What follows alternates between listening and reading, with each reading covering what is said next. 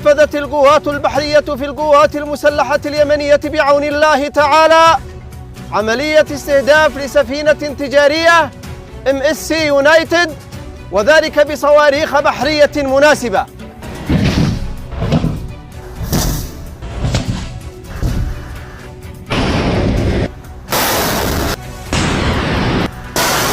أعلنت هيئة الأمن البحري البريطانية تلقيها تقريرا عن سماع صوت انفجار وصواريخ على بعد 4 أميال بحرية من الحديدة اليمنية. كما نفذ سلاح الجو المسير عملية عسكرية بعدد من الطائرات المسيرة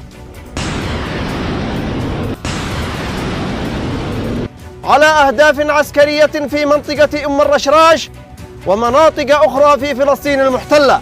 بعد اغتيال قائد إيراني، طهران تصرح تل أبيب ستدفع الثمن غاليا، والكيان يطرح حلا جديدا لإنهاء الحرب في القطاع. ما الجديد؟ والسنوار يبعث برسالة مهمة ومفصلة لأعضاء المكتب السياسي للفصائل. واشنطن تشارك تل أبيب هدفها في القطاع. تقارير عبرية تكشف تكلفة الحرب إلى اليوم، والحوثيون يؤكدون ألا خطوط حمراء أمام صنعاء. دعوات داخلية في أوكرانيا لتوقيع اتفاق سلام فوري مع بوتين، وتحذير روسي للناتو من الدخول في صراع جديد. والمخابرات الأمريكية: الخبر السار لحلف الناتو هو أن روسيا لا تخطط لاجتياح ألمانيا. كييف تعلن حالة التأهب الجوي في جميع أنحاء البلاد. ضرب